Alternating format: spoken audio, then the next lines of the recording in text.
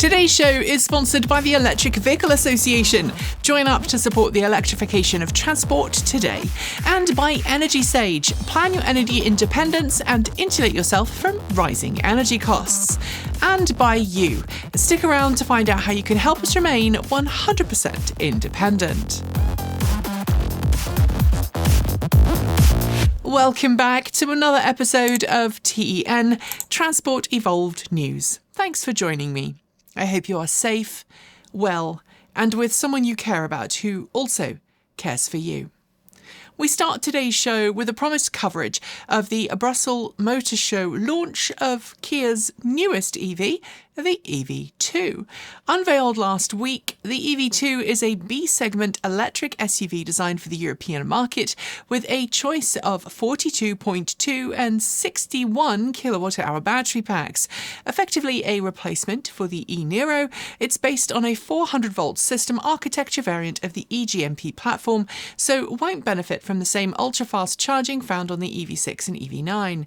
However, despite this, thanks to its smaller battery pack size, Kia says the EV2 can charge from 10 to 80% in under 30 minutes. Since it's designed for the European market, the EV2 also comes with three-phase 11 and 22 kilowatt AC capability out of the box. Pricing and official range tests to follow shortly. Chevrolet has confirmed the start of deliveries of the new 2027 Bolt EV across the US. Engineered on the GM Ultium platform, fitted with an LFP battery pack with cells from CATL and with styling from the short-lived Bolt EUV, the 2027 Bolt EV has an official EPA range of 262 miles per charge. That's equivalent to 422 kilometres and slightly more than the quoted figure GM gave at the vehicle's launch in October. Styling inside is familiar, although GM has removed the Regen On Demand button from previous models, and it's also tweaked the interior to allow for user-designed custom components. Priced from under $30,000, it sounds too good to be true, but GM, in keeping with other automakers in the nation of late, has reiterated that it will only be made in very limited numbers. During last year, in response to the end of US federal tax credits for EVs and continued anti-EV sentiment, Mercedes-Benz announced it was ending sales of its EQ model EVs in the US. While the company continued to operate US EV production at its facility in Alabama, the entire output focused on export rather than domestic sales. But this week, the brand has confirmed it's resumed US sales for the previously paused models, the EQE sedan, EQE SUV, EQS sedan, and EQS SUV.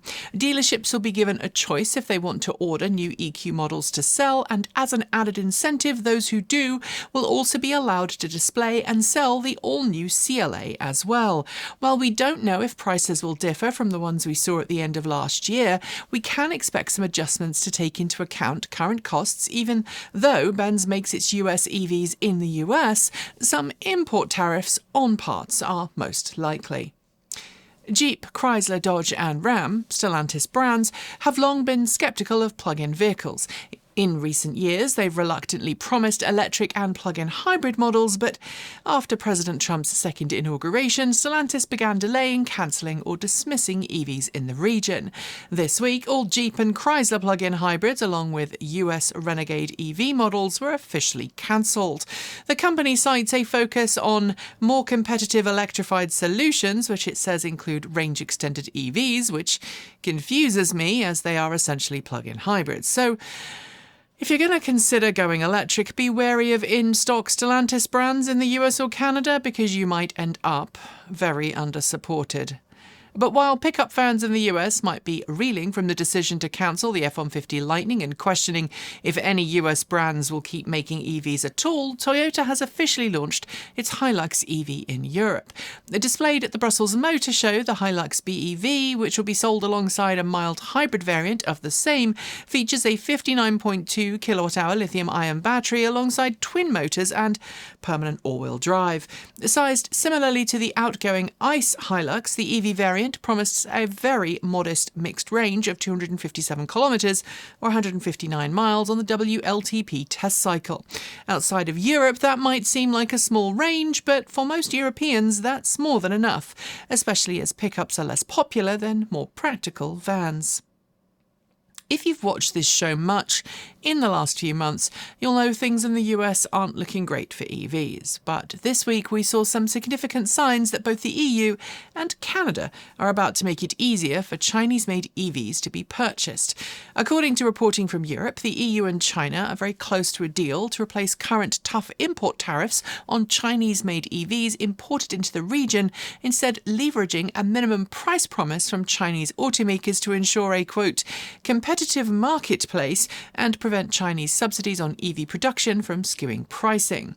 Meanwhile, Canada's Prime Minister Mark Carney has confirmed, following a trip to China, that Canada has reached an agreement to replace its 100% tariff on Chinese-made EVs with a 6% duty, strengthening trade with China and, in an age of imperialistic behaviour from the US, significantly reduce Canada's reliance on the US.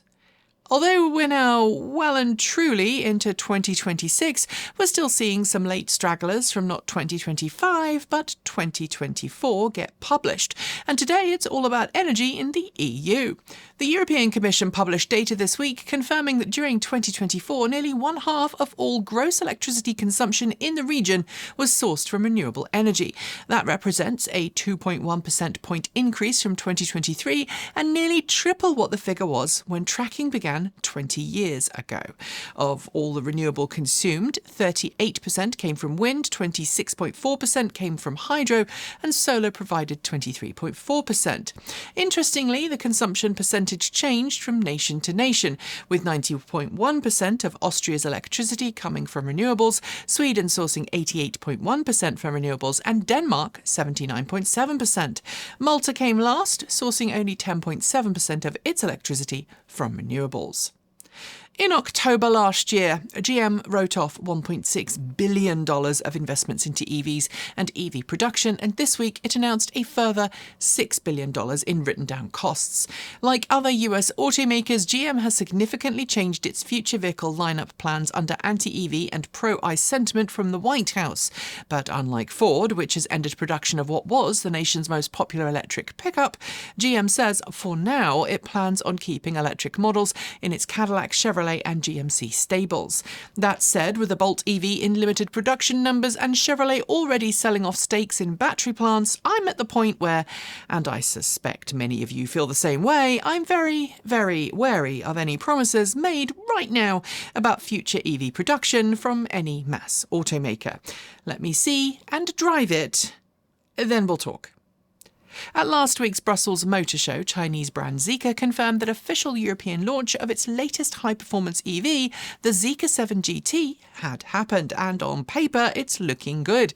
Styled to appeal to European tastes, the Zeekr 7 GT is a fastback wagon that features an 800-volt battery pack and a claimed 10 to 80% fast charge time of as little as 10 minutes in ideal conditions.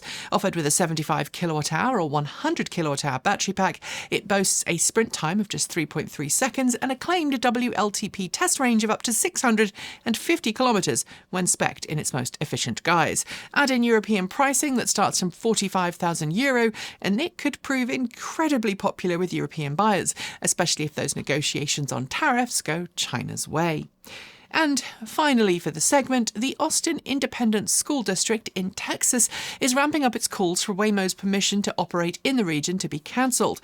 That's because the district has collated many examples of Waymo robotaxi vehicles failing to stop and wait behind school buses while they are stopped, engaging in overtaking manoeuvres that put lives of children in danger. For those unfamiliar with US road law, it's illegal to overtake a stopped school bus with its arm out if there's no physical road barrier between you and the bus. While no collisions have occurred, the district says that Waymo's vehicles are continuing to ignore school buses even after the company pushed an over-the-air update that it said fixed the problem. So watch this space. We'll have our recalls and news shorts presently, but first a word from channel friend Energy Sage. Energy Sage connects you with local verified solar installers across the US and now heat pump specialists in select markets who really know their stuff and can help guide you through the process of installing solar panels or getting a heat pump installed. Not a homeowner? No worries. Energy Sage can still help you green your electricity by helping you join a community solar program.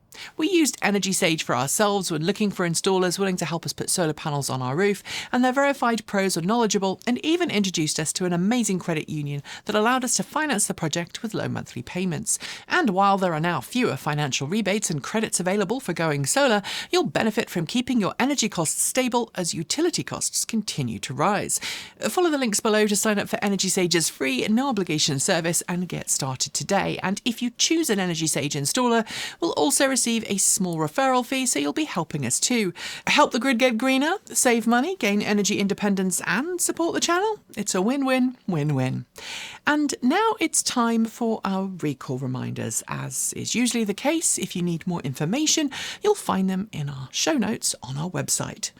Chevrolet is recalling more than 81,000 Equinox EVs over a pedestrian warning system that may not make enough noise. An over-the-air update is being prepared along with optional dealer-installed updates. Audi is recalling multiple models across its range, including all-electric e-tron and plug-in hybrids, to address a fault with the rear-view camera software that may fail. A dealer-installed update is planned. BMW has issued a recall for one BMW i4 to address an improperly secured positive battery cable. The recall is obviously BMW complying with federal law, but it's still an official recall. Volvo is recalling a sizable number of vehicles, including all-electric and plug-in hybrids, to address its own rear-view camera software issues. Volvo says it's working on a software fix. And finally, for the recalls, Rivian is recalling some R1S and R1T models to address a fault with previous servicing of the toe link joint on some models. Incorrectly reassembled, it can fail. And those are your recall reminders. Now it's time for our news shorts. In addition to revealing the EV2 last week in Brussels, Kia has unveiled GT variants of the EV3, EV4 and EV4 Fastback. Each will become their fastest and quickest of their respective model types. Voltpost, in collaboration with EVSE, has announced a partnership to roll out a new lamppost-mounted EV charging station that it says can be installed in hours, tapping into existing power lines. Portugal has launched an incentive programme funded to the tune of €17.6 million for supporting the purchase of EVs, electric two-wheelers and installing charging stations. It retroactively applies to the start of last year. UPower, in collaboration with Whale Logistics Group, has agreed to deploy battery swap-capable big rigs and swap stations across Thailand. The initial agreement covers up to 1,000 vehicles. Researchers at PSI in Switzerland have developed a new way to produce solid-state lithium-based battery cells that both stabilise and densify the electrolyte and its interface with lithium. This could make solid-state batteries easier to produce. California's latest budget proposes a new EV incentive program that takes up where the federal government left off last year. At the same time, the state has committed $202 million for the funding of electric and clean transportation. Chinese brand Xpeng has launched the P7 Plus sedan in Europe. Already on sale in China, the P7 Plus offers up to 530 kilometers per charge, super fast charging and brisk acceleration. Berlin's public transit operator has temporarily withdrawn 70 electric buses made by eBusCo out of service after cracks were found in some bus bodies. They are expected to be repaired and recommissioned. India now has a new long-range electric scooter courtesy of startup Simple Energy. The company claims its newest tweaks offer up to 400 kilometres of real-world commuting range in ideal situations. A new Second Life battery storage pilot has been launched in Madrid that will see old electric bus batteries reused to provide supplemental power for high-power electric bus charging stations. The programme aims to cut peak costs, enhance grid stability and extend battery life. There's a new lobbying campaign in Germany, spearheaded by the auto industry, to allow EVs to be as loud as possible. According to reporting from The Nation, automakers want to enhance the sound of EVs with fake engine and other noises. Lucid says its first Saudi Arabian-made models will begin rolling off its production lines this year at a new facility it's building right now. Previously, Saudi models were only partially locally assembled. Honda has unveiled a new prototype caravan or travel trailer called the Base Station. It's designed to be towed by Honda's EVs and features its own onboard lithium-ion battery for off-grid use. BMW has just published more teaser images of its new BMW M eDrive prototype, a vehicle that previews a fully electric M3 from the brand. With 800 volts, quad motor design, and much more, these will be utter beasts. Charging station provider Blink has announced that it will now take cryptocurrency as one of its payment methods at DC fast chargers. Given it's known for being on the blink, I'm not sure how much money it will earn. Mercedes-Benz has officially launched its first EV charging stations in Canada, with the first 3 sites located in BC. It plans to eventually expand EV charging support across the nation. Honda has revealed that it will be using a new badge for future EV models. Called the H mark, it will be used on all future EVs and hybrids from the brand. No, I don't get it either. Rad Power Bikes has confusingly announced the launch of a revised version of its Rad wagon, which is strange considering its financial woes and ongoing recall, and the announcement this week that past customers have now lost all warranty protection. Green Power Motor Company, which is based in Vancouver, BC, has announced it's establishing a new EV factory in the southern part of New Mexico. It says it will bring hundreds of jobs to the region. New reporting from Auto Trader in the UK suggests that nearly 1/2 of car buyers who said they were interested in going electric are now having second thoughts due to the UK government's planned EV mileage tax. Longbow has officially launched its first electric car called the Longbow Speedster. It's a roof and window-free 2-seater with an exclusive price tag and plans for very limited production. New data from Ireland shows that EV sales in the nation grew significantly last year. Just under 23,400 new EVs were registered, up 36% on 2024. Following a battery upgrade for the Ford e-Transit Custom in Europe, Volkswagen has confirmed its electric transporters, which share a common platform with the Ford, will get the same. The state of Florida is working with a Norwegian inductive charging specialist to build a 1-mile-long section of inductive charging highway near Orlando. It will be used for testing inductive charging in the real world. Opel has confirmed its retro-styled Manta EV, which many EV fans have been eager to see on the road, won't actually enter production until after 2030. Given parent company Stellantis, we're not sure it will actually happen. Chinese company Dongfeng has begun extreme cold weather testing of prototype EVs fitted with solid-state batteries. It aims to deploy these same batteries in production vehicles later this year. A couple from Austria have successfully become the first people to drive a full-size electric big rig with an attached trailer and load to the most northern drivable point in Europe in winter as part of the e-Nordkap Challenge 2025.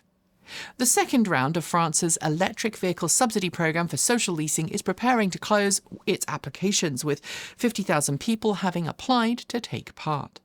A new recycling facility has opened in the UK to facilitate the recycling of rare earth metals used in magnets. The facility can recover rare earth alloys and refine them for future electric motor manufacturing. Data published this week from the ACEA in Europe shows that in 2024, EVs secured a 3.7% market share. That's expected to have grown significantly compared to last year's figures, which will be released next January. Volvo is teasing more information this week about its EX60, a car that we'll see officially revealed next week. Volvo this week is eager to let us know that it will be the first car from Volvo to launch with Google's AI assistant Gemini baked in. Mazda may have discontinued the MX-30 EV about a year ago, but this week it confirmed it's also killing the range-extended MX-30R EV in Europe. In its place, there will be a new all-electric model, the CX-6E, which is basically a rebadged version of the Chinese market EZ60. NIO published its 2025 sales data at the end of last week, showing that it had sold just over 326,000 units, up 46.9% year over year. Meanwhile, in India, the Tata Nexon EV has been ousted from India's top EV spot by the MG Windsor. It became the #1 EV in India last year by sales volume, with 46,735 sales. Hyundai revealed a new electric minivan in Europe last week called the Staria Electric. Built around an 84 kilowatt-hour battery pack, it's built on the eGMP platform and features 800-volt charging. And finally, for the news shorts, BMW published its sales data for 2025 this week, showing that it ended the year with just over 118,500 EVs sold, up 3.6% year over year. And those are your news shorts. There will be more next week. Our final two stories are next, but first, a word from our most important sponsors, you. For over 15 years, 10 in the US, I and the TE team have been bringing you news on cleaner, greener, safer, smarter and more equitable transportation and energy. We're not backed by corporations and we don't have a huge production budget. Our tiny team, 3 full-time and 1 part-time member, work hard every week to bring you well-researched, honest content. Since our inception, we've avoided taking advertorial money and our videos focus on content rather than revenue. And when we started, YouTube ad revenue helped pay our bills, but that's no longer happening. Like most creators, our income from YouTube has tanked as AI craft has gobbled up ad dollars. And as this year continues where last left off, we are feeling the pinch. Even our popular videos are being buried, we're being beset by trolls, and our ability to continue here is starting to look questionable. This month we're on track to basically get less money from YouTube than we've ever seen, and if we don't plug that hole, we are frankly finished. To continue, we need some serious support. Ideally, we need to increase our income by about 20% in the next 6 months, and that's before our planned trip to Southern California to independently cover a certain startup that has invited us there to review their production intent vehicles. The cost for the hotels, if you factor in travel as well, it's not cheap, and I'm having restless nights figuring out the finances. So if you are able, and I really do mean only if you are able, please consider supporting us from $1.50 a month. And if you're unable to do that, remember that sharing our content, reposting it, and interacting with us on social media all helps. As always, if you're someone who supports us, thank you, because you are really the only reason we're still here. And now, it's time for those last two stories. This week in the US has been horrifying. From attacks on protesters to more gun violence by paid government goons, the US is no longer that shining beacon on a hill, and now another reason to feel ashamed has surfaced. An announcement from the Enriching Polluters Association, the EPA, that it will no longer calculate economic costs tied to air pollution rules. Deaths from poor air quality, increased infant mortality, chronic health conditions, and the countless other ways pollution affects people's ability to work are now effectively ignored by the government. If you want to see what happens when a society experiments with Victorian-era colonialism and disenfranchisement of its citizens, look no further. And finally, some good news. Last week on this show, I told you about the latest attacks on renewable energy in the US after the federal government told 2 nearly completed East Coast wind farms to halt construction because their wind lease permits had been revoked. The companies involved took the government to court, and this week, in 2 separate hearings, they prevailed.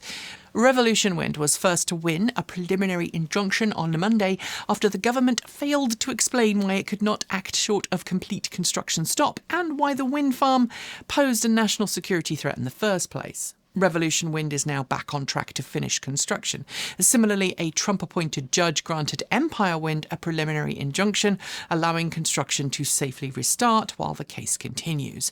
In both cases, these are not final decisions, but at least someone, somewhere, is standing up to the bullies, something, frankly, we all need to be doing more of.